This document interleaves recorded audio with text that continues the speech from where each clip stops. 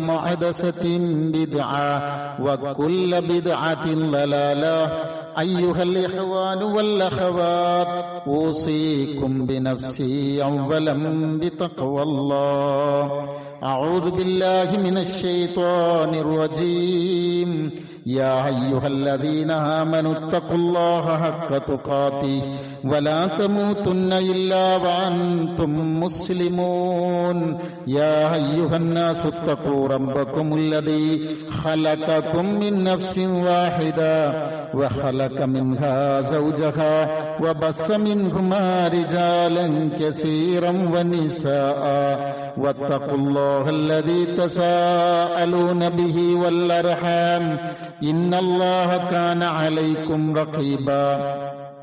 يا أيها الذين آمنوا اتقوا الله وقولوا قولا سديدا يصلح لكم أعمالكم ويغفر لكم ذنوبكم ومن يطع الله ورسوله فقد فاز فوزا عظيما.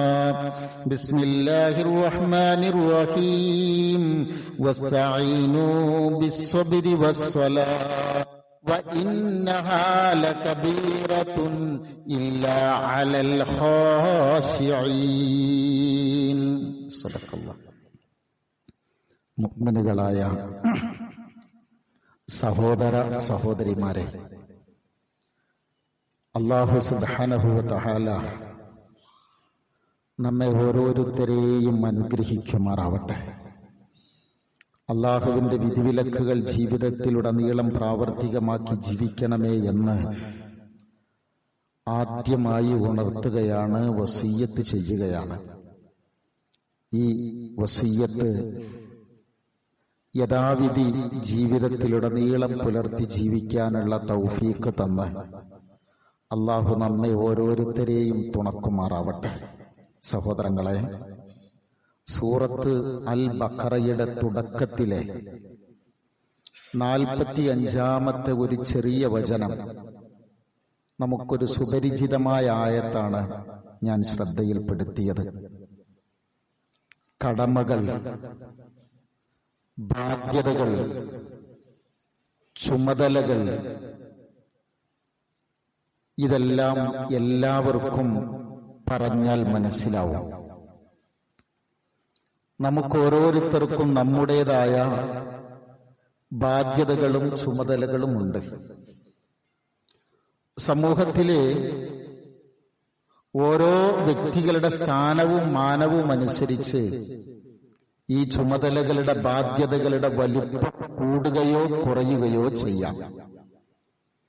എന്നാൽ അടിസ്ഥാനപരമായി മനുഷ്യരെന്ന നിലക്ക് നമുക്കെല്ലാം ചില ബാധ്യതകളുണ്ട്, കടമകളുണ്ട്.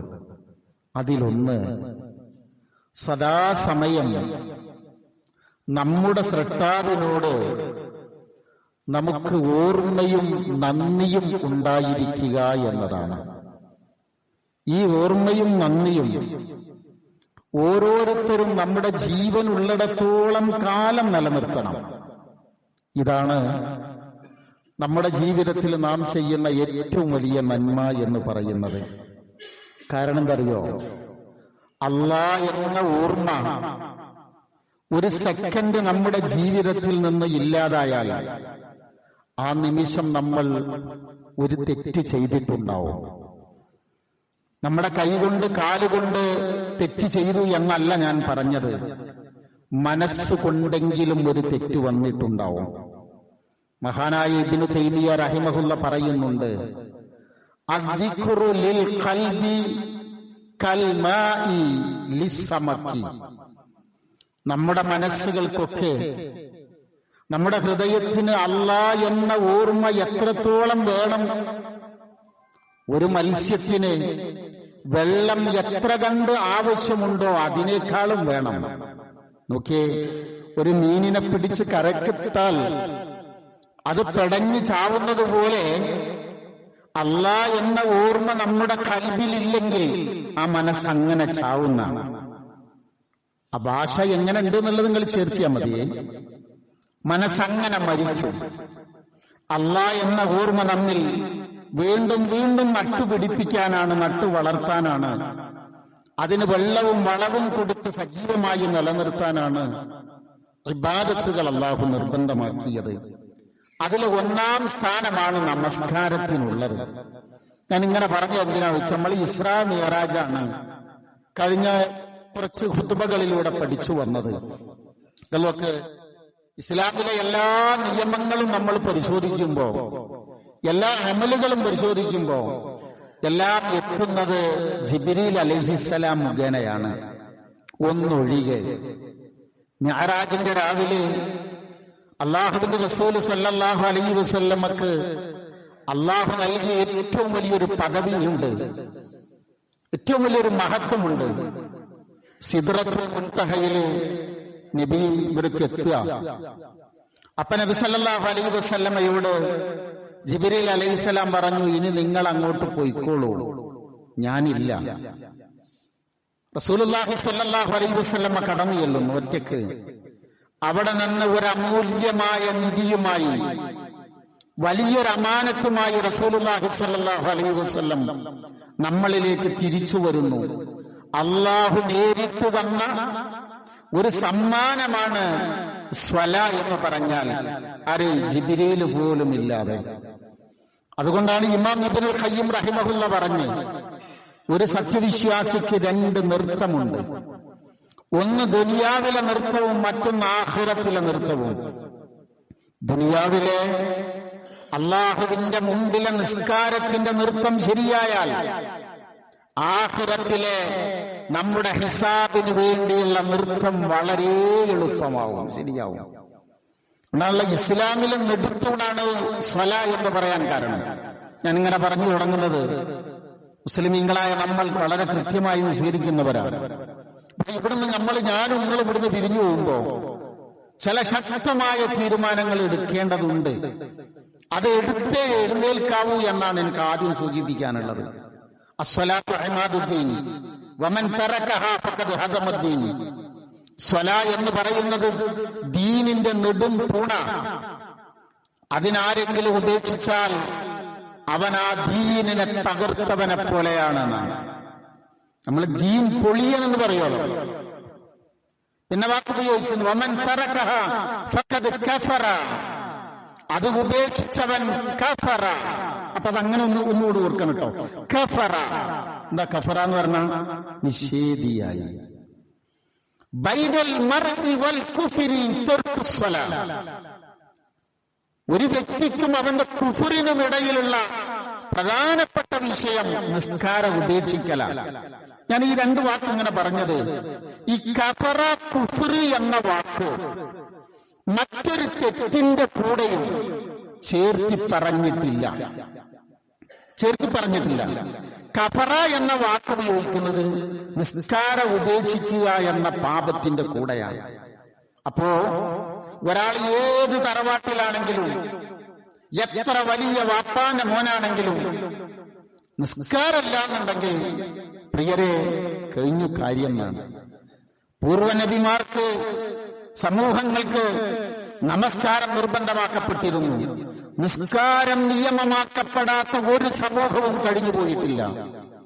ഞാൻ 2-3 നബിമാരോടുള്ള ഖുർആനിന്റെ സംബോധന എടുത്തു പറഞ്ഞുതരാം, ഓർക്കാൻ വേണ്ടി മാത്രം. ഇബ്രാഹിം അലൈഹിസ്സലാം തങ്ങൾ പ്രാർത്ഥിച്ച പ്രാർത്ഥന നമുക്കറിയാലോ. റബ്ബി ജഅൽനി മുഖീമസ്സലാ വമിൻ ദുർരിയതി റബ്ബനാ വതഖബ്ബൽ ദുആ. നിങ്ങൾ അവസാന സമയം വരെ എന്റെ കൂടെ വേണം. ചില കാര്യങ്ങൾ നമുക്ക് ഓർത്തെടുക്കാനുണ്ട്. അള്ളാഹുവോട് അദ്ദേഹം പ്രാർത്ഥിക്കുക, അള്ളാഹുവെ എന്നെ നിസ്കാരം നിലനിർത്തുന്നവനാക്കണം, എന്റെ മക്കളെയും ആ സൽഗുണം ഉള്ളവരാക്കണം. റബ്ബനാ വതഖബ്ബൽ ദുആ. പടച്ചവനെ, നീയാണല്ലോ ദുആ ഖബൂൽ ചെയ്യുന്നവൻ. മൂസാ അലൈഹിസ്സലാം അദ്ദേഹത്തെ നബിയായി ആദ്യം നിയോഗിച്ചപ്പോ ആദ്യം നിയമിക്കുന്നുണ്ട്. ആ സീനാ പർവ്വതത്തിന്റെ താഴ്വരയിൽ വെച്ചുകൊണ്ട് എല്ലാ നുബുവത്തും ആ കാര്യങ്ങളൊക്കെ റിസാലത്ത് കൊടുത്ത ഉടനെ അള്ളാഹു ആദ്യം പറയുന്ന വാക്കെന്തറിയാമോ?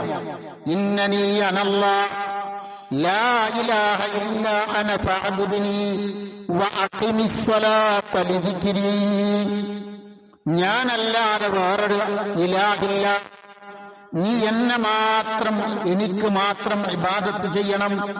ഇന്നി അനല്ലാഹ്, ഞാനാണ് അല്ലാഹ്. ലാ ഇലാഹ ഇല്ലാ അന, ഞാനല്ലാതെ ഇലാഹ് വേറെയില്ല. ഫഅബ്ദുനി, എനിക്ക് മാത്രം ഇബാദത്ത് ചെയ്യണം. ഇത് പടച്ചോൻ പറയാ.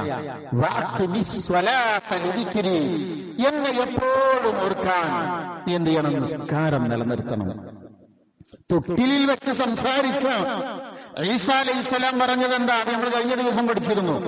വജഅലനി മുബാറകൻ അയ്നമാ കുന്തു വഔസാനി ബിസ്സലാത്തി വസ്സകാത്തി മാ ദുംതു ഹയ്യാ.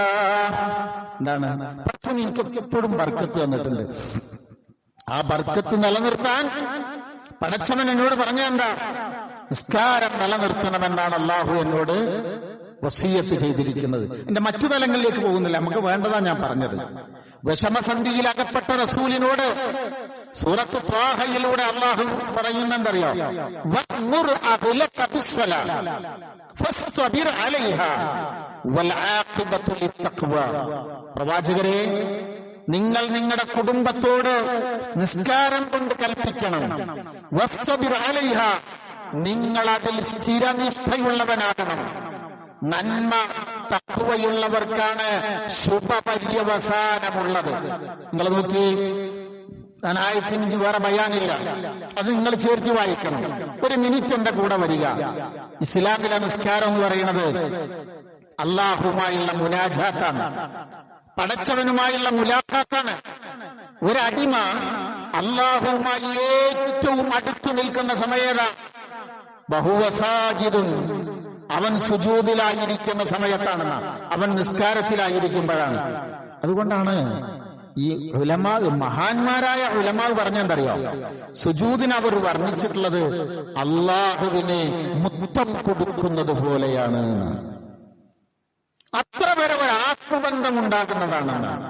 പ്രിയരെ, ഞാൻ ഇങ്ങനെ 2 മിനിറ്റ് നിങ്ങളോട് പറഞ്ഞത്, നമ്മളെ പരിശോധിച്ചാൽ നമുക്ക് മിഅ്റാജിന്ന് നമ്മക്ക് കിട്ടിയ ഏറ്റവും അമൂല്യമായൊരു നിധിയാണത്. അള്ളാന്റെ അർശിന്റെ ചുവട്ടിൽ നിന്നുകൊണ്ട് അള്ളാഹുവുമായി എപ്പോഴും ബന്ധം പുലർത്തുന്ന, പടച്ചവനുമായി ഏറ്റവും അടുപ്പം പുലർത്തുന്ന, ഇതുപോലെ വേറൊരു ഇബാദത്തില്ലല്ലോ. നമ്മൾ നോക്കിയേ, നമ്മളെ പരിശോധിച്ചാൽ മഹാഭൂരിപക്ഷവും ഇപ്പോഴും കേവലം ഒരു ചടങ്ങായി മാത്രം കാണുന്ന ഒന്നാണോ നമസ്കാരം? ഞാൻ കുറ്റം പറയാൻ നിങ്ങൾ ഒരിക്കലും തോന്നില്ല, അങ്ങനെയുള്ള ചോദ്യമല്ല. പ്രപഞ്ചസത്താവായ അള്ളാഹുവിന്റെ മുമ്പിൽ നിൽക്കുക എന്നൊരു ഫീലിംഗ് നമുക്കൊക്കെ കിട്ടുന്നുണ്ടോ? ചൊല്ലിപ്പറയുക എന്നതിലുപരി അതിനപ്പുറം ഒരു ഉൾക്കിടിലമുണ്ടാകുന്ന ഒരു കർമ്മമായി നമസ്കാരം നമുക്ക് അനുഭവപ്പെട്ടിട്ടുണ്ടോ? സ്വന്തത്തോട് ഇങ്ങനെ ചോദിക്കണം കേട്ടോ. ഞാൻ ഓതി വെച്ച ആയത്ത് ഞാൻ ആദ്യം അർത്ഥം പറഞ്ഞില്ല. വസ്തഈനു ബിസ്സബ്രി വസ്സലാ, നിങ്ങൾ നമസ്കാരം കൊണ്ട്, സ്വബർ കൊണ്ട് അല്ലാഹുവോട് സഹായത്തിന് വേണ്ടി തേടണം. വഇന്നഹാ ലകബീറത്തുൻ ഇല്ലാ അലൽ ഖാശിഈൻ, ഖുശൂ ഇല്ലാത്ത ആളുകൾക്ക് ഇതൊരു കനപ്പുള്ള ഭാരമായിരിക്കും. ഞാൻ ഖുശൂ ഇൻഷാ അല്ലാഹ് വരും ദിവസങ്ങൾ നമുക്ക് വിശദീകരിക്കേണ്ട ഒരു സംഗതിയാണ്. ഖുശൂ ഇല്ലാത്ത നിസ്കാരം എന്താ? ഖുശൂ എന്നുള്ളത് ഇപ്പം ഇല്ലാതെ നമുക്ക് പറഞ്ഞു തരാനാണത്. ഖുശൂ ഇല്ലാത്ത ആളുകൾക്ക് ഇത് വല്ലാത്തൊരു ഭാരമായിരിക്കും. നിസ്കാരത്തിനൊരു ജമാഅത്ത് നിസ്കാരത്തിന് 5-10 മിനിറ്റാണ് നമുക്ക് ആവശ്യമായി വരുന്നത്. പക്ഷെ ചില മനുഷ്യന്മാർക്ക് നിങ്ങൾ നോക്കുന്നത് എന്തൊരു അസ്വസ്ഥമായിരിക്കും അറിയോ? നമുക്കൊക്കെ കനള്ളതായിട്ട് തോന്നുന്നില്ലേ? നമ്മളിപ്പോ പറഞ്ഞപ്പോ വേറൊരാളെടുത്തേക്കാ മനസ്സ് പോയത്. നമുക്ക് ഭാരമായി തോന്നുന്നത് കൊണ്ടല്ലേ ഇന്നത്തെ സുബഹി പോലും ജമാഅത്തായിട്ട് നിസ്കരിക്കാൻ നമുക്ക് അവസരം കിട്ടിയിട്ടുണ്ടോ? അവസരം കിട്ടിയിട്ടുണ്ടോ എന്നല്ല ചോദിക്കണ്ടേ, ആ അവസരത്തെ നമ്മൾ ഉപയോഗപ്പെടുത്തിയിട്ടുണ്ടോ? നമുക്ക് ഭാരല്ല എന്നല്ല, ഭാരം ഉണ്ട് എന്നുള്ളത് കൊണ്ടല്ലേ എഴുന്നേൽക്കാതിരുന്നിട്ടുണ്ടാവുക. മിഅ്റാജിൽ നമുക്ക് കിട്ടിയ മഹത്വമാണ് സ്വലാ. അള്ളാഹുവിനെ അഭിമുഖീകരിക്കാൻ നമുക്ക് കിട്ടിയ മഹത്തായ അവസരമാണത്. അതുകൊണ്ടാണ് മുഅ്മിനുകളോട് അല്ലാഹ് പറഞ്ഞത്, നിങ്ങൾക്ക് എപ്പോ വേണമെങ്കിലും എന്നെ വിളിക്കാം, എന്റെ അടുത്ത് വരാം, എന്നോട് സംസാരിക്കാം. നമുക്ക് അല്ല തന്ന പദവിയാണത്. തര കൊടുക്കണം. നമുക്ക് അല്ല തന്ന പദവിയാണത്. ഇനിയൊരു കാര്യം കൂടെ ചോദിക്കട്ടെ. ഡി അഡിക്ഷൻ സെന്ററുകളുണ്ട് നമ്മുടെ നാട്ടില്. വ്യാപകമായി കൊണ്ടിരിക്കുന്ന ലഹരി ഉപയോഗം, അതിൽ നിന്ന് അവരെ ശരിയായ ജീവിതത്തിലേക്ക് തിരിച്ചു കൊണ്ടുവരുന്നതിന് വേണ്ടിയുള്ള ലഹരി വിമുക്ത കേന്ദ്രങ്ങൾ നമുക്ക് നേരിട്ടറിയാവുന്ന 60ഓളം ആളുകൾ താമസിക്കുന്ന ഒരു സെന്ററിൽ പല സന്ദർഭങ്ങളിൽ നിന്നായി അവിടെ നിന്ന് കോഴ്സ് പൂർത്തിയാക്കി തിരിച്ചുപോയ പല ആളുകളും വിവിധ ഘട്ടങ്ങളിലായി അവിടേക്ക് തന്നെ തിരിച്ചു വന്നിട്ടുണ്ട്. അവരോട് ചോദിച്ചിട്ടുണ്ട്, ജീവിതത്തിൽ നിന്ന് വലിയൊരു തിന്മയെ പറിച്ചു മാറ്റിയിട്ട് രക്ഷപ്പെട്ട് നിങ്ങൾ പുറത്തുപോയി വീണ്ടും, നേരെ ശ്രദ്ധിക്കുന്നുണ്ട, വീണ്ടും ഇവിടേക്ക് വരാനുണ്ടായ സാഹചര്യം എന്താണ്? ആ സഹോദരങ്ങൾ പറഞ്ഞെന്തറിയാമോ? ഞങ്ങൾ ഇവിടെ നിന്ന് പോകുമ്പോ നമസ്കാരം അതിന്റെ കൃത്യമായ സമയത്ത് നിലനിർത്തുന്ന ഒരു സ്വഭാവം ഉൾക്കൊണ്ടുകൊണ്ടാണ്, സ്വീകരിച്ചുകൊണ്ടാണ് ഞങ്ങൾ ഇവിടെ നിന്ന് പോയത്. അതുകൊണ്ട് ആ ലഹരി ഉപയോഗം പറ്റ മാറിപ്പോയിരുന്നു. ജീവിതത്തിൽ ഞങ്ങൾ നാട്ടിലേക്ക് വന്ന് പലരുമായി ബന്ധപ്പെടുമ്പോ മെല്ലെ മെല്ലെ കണ്ട് നിസ്കരിക്കുക എന്ന ശീലം ഞങ്ങളിൽ ഇല്ലാതായപ്പോ പതുക്കെ പതുക്കെ ഞങ്ങൾ വീണ്ടും ആ പഴയ ഭാഗത്തേക്ക് തന്നെ തിരിച്ചുപോയി.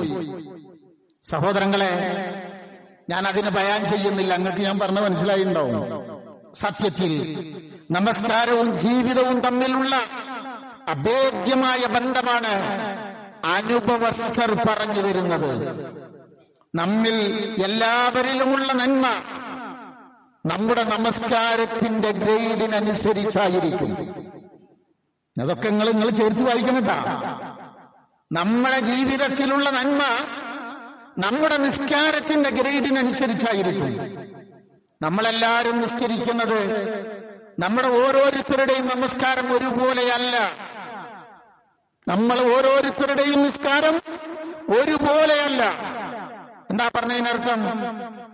വ്യത്യസ്തമായ രൂപങ്ങൾ, തലങ്ങൾ നമ്മൾ സ്വീകരിക്കുന്നുണ്ട്. റുക്കൂഅ്, സുജൂദ്, ഖിയാമ്, വുളു, ദുആ, പ്രാർത്ഥന, ഇതൊന്നും ഒന്നിച്ചല്ലാന്നല്ല ഞാൻ പറഞ്ഞത്. ഞാൻ പറയുന്നത് ശ്രദ്ധിക്കണേ.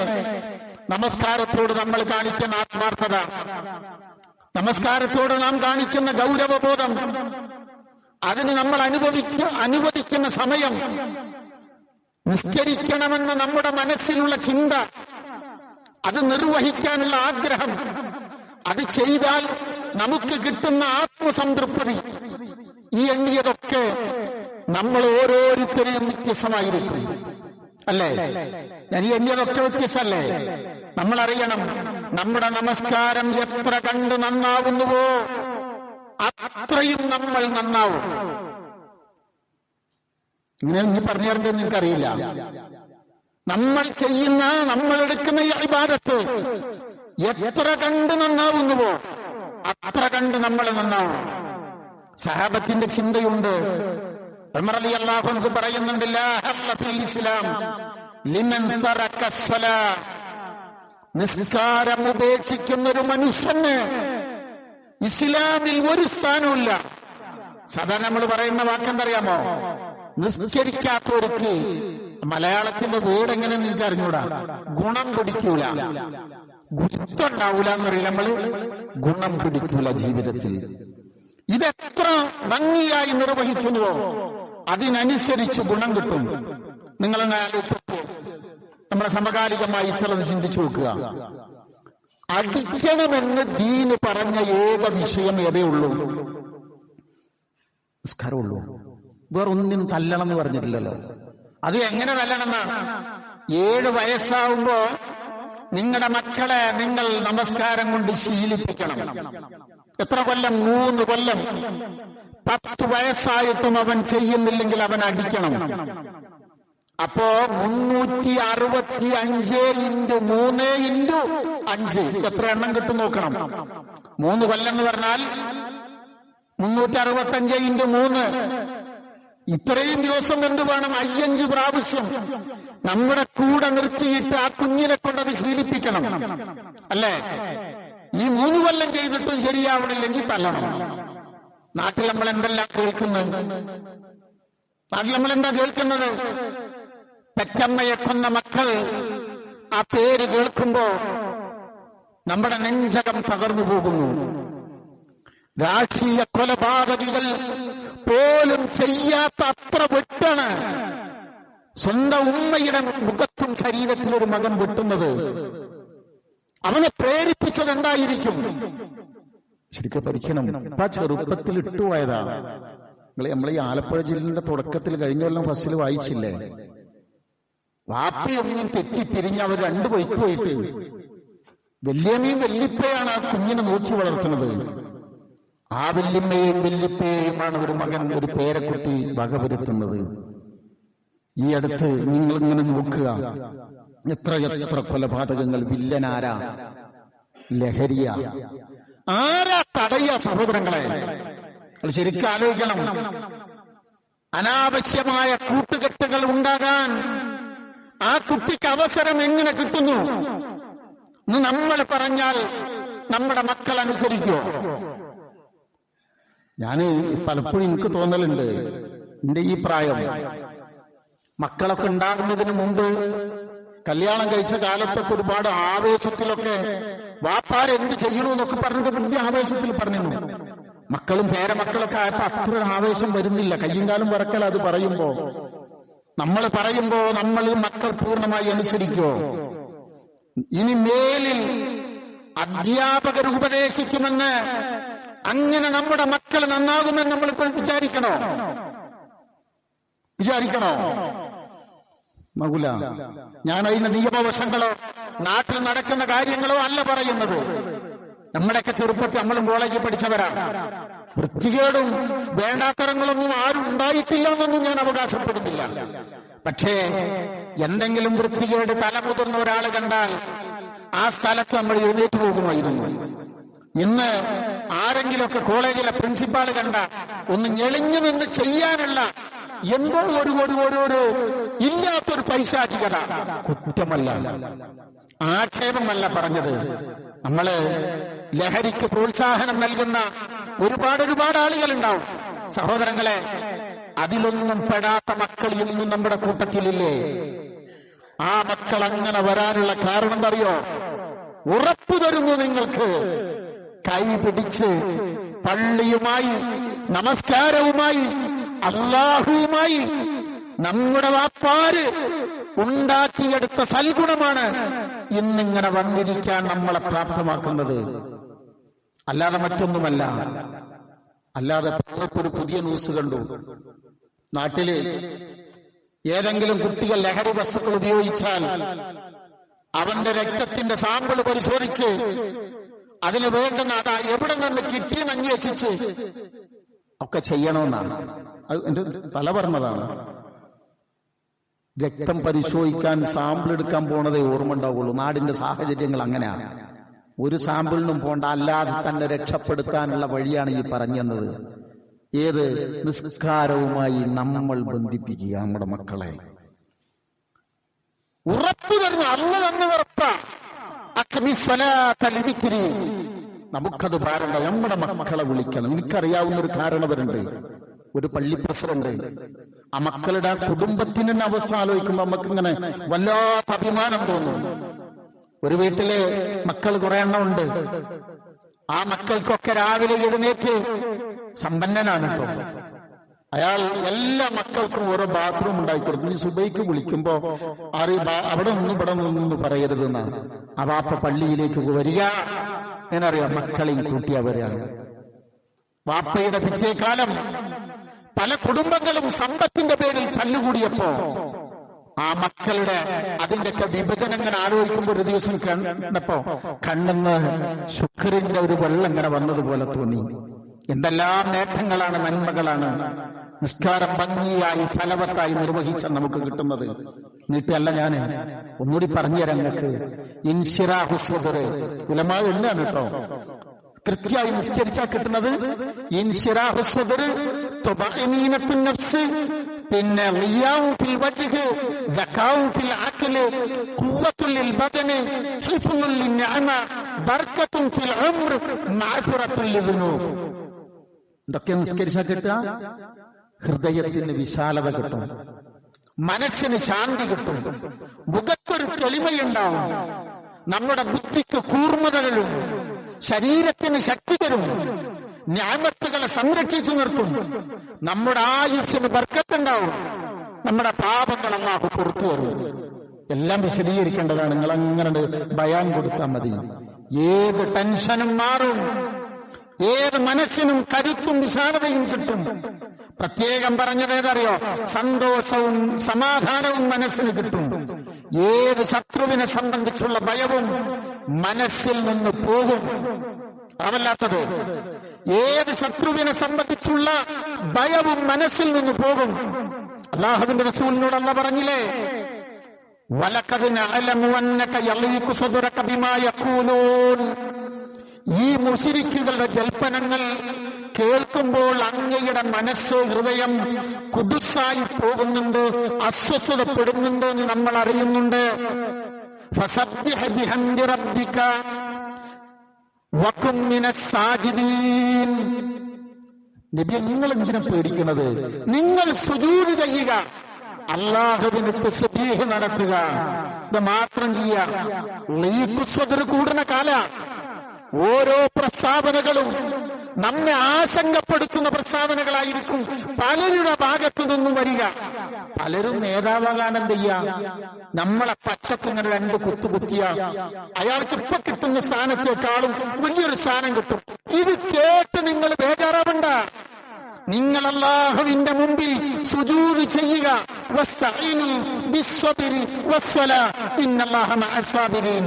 കൃത്യമായി നമസ്കരിച്ച് റബ്ബിനോട് തേടൂ, അല്ലാഹുവിനോട് അടുപ്പം കൂട്ടൂ. പേടിക്കണ്ട. ഇങ്ങനെ പേടിക്കണ്ട എന്നാ പറഞ്ഞറിയോ? അബൂജഹൽ നബിയുടെ അടുക്കൽ വന്ന് പറഞ്ഞില്ലേ, മുഹമ്മദ് സല്ലല്ലാഹു അലൈഹി വസല്ലം, ഇനി എങ്ങാനും നിന്റെ ഈ തലങ്ങനെ കുത്തിപ്പിടിച്ച് പിൻസീറ്റ് മേലോട്ടാക്കിയിട്ടുള്ള നിർത്തണ്ടല്ലോ, ഇതെങ്ങാനും ഇവിടെ ചെയ്താൽ നിന്റെ തല ഞാൻ ചവിട്ടി അരക്കുന്നു പറഞ്ഞു. സുജൂദ് കണ്ട ഞാൻ നിന്റെ തല ചവിട്ടി അരക്കുന്നു പറഞ്ഞു അബൂജഹൽ. നബി സല്ലല്ലാഹു അലൈഹി വസല്ലം സുജൂദ് ചെയ്യാൻ പോകുന്ന സമയത്ത്, സുജൂദ് ചെയ്യുമ്പോഴാണ് ഇയാൾ ഓടി അടുക്കുമ്പോ അതിനേക്കാളും വലിയ സ്പീഡിലുണ്ട് പിന്നിക്ക് വന്നു. അപ്പൊ ചോദിച്ചു, എന്താ അങ്ങോട്ട് പോയിട്ട് പിന്നെ ഇങ്ങോട്ട് ഓടിയെന്ന് ചോദിച്ചു. അപ്പൊ അവർ പറഞ്ഞു, ഞാൻ മുഹമ്മദിനെ ആക്രമിക്കാൻ പോകുമ്പോ വലിയ തീപന്തങ്ങൾ എന്റെ നേരെങ്ങനെ വരുന്നത് കണ്ടു, ഞാൻ പേടിച്ച് പിന്നോട്ട് മാറി. ഇത് പറഞ്ഞിട്ട് പഠിച്ചവൻ അവസാനം പറഞ്ഞതറിയാം, കുറെ പറയാനില്ല, ഇഖ്റ ബിസ്മിന്റെ അവസാനം എടുത്തിട്ടൊന്ന് വായിക്കൊണ്ടു. അവിടെ പറഞ്ഞൊരു വാക്കുണ്ട്, കല്ലാ ലാ തുതിഉഹു വസ്ജുദ് വഖ്തരിബ്. കല്ലാ, അത് നമ്മുടെ ശ്രദ്ധ ക്ഷണിക്കാനുള്ളൊരു വാക്കാ. ലാ തുതിഉഹു, ഒരാൾക്കും പ്രവാചകരെ നിങ്ങൾ വഴങ്ങിപ്പോകരുത്. വസ്ജുദ് വഖ്തരിബ്, നിങ്ങൾ സുജൂദ് ചെയ്യുക, അള്ളാഹുവിനോട് സാമീപ്യം നേടുക. ഒരു നിഷേധിക്കും വഴങ്ങിപ്പോകണ്ട. ആരുടെ മുമ്പിലും തലകുനിക്കരുത്. ഒരുവന്റെ മുമ്പിൽ മാത്രം തലകുനിക്കുക. ഇല്ലെങ്കിൽ പലരുടെയും മുമ്പിൽ തല കുനിയേണ്ടി വരും. ആണതിന്റെ അർത്ഥം. അള്ളാന്റെ മുമ്പിൽ വെക്കുന്ന ഈ തല വേറൊരുത്തന്റെ മുമ്പിലും കുനിയേണ്ടി വരില്ല. അല്ലെങ്കിൽ പലരുടെയൊക്കെ മുമ്പിൽ സുജൂദ് ചെയ്യേണ്ടി വരും. അതുകൊണ്ട് അള്ളാഹുവിന്റെ മുമ്പിൽ സുജൂദ് ചെയ്യുന്ന നല്ല അടിമകളായി തീരാൻ നമ്മൾ ശ്രമിക്കണം. അതാണ് മിഅ്റാജിൽ നിന്ന് നമുക്ക് കിട്ടുന്ന മറ്റൊരു വലിയ പാഠം. ജീവിതത്തിൽ പുലർത്താൻ ശ്രമിക്കുക, പ്രാർത്ഥിക്കുക. അള്ളാഹു നമ്മെ അനുഗ്രഹിക്കുമാറാവട്ടെ.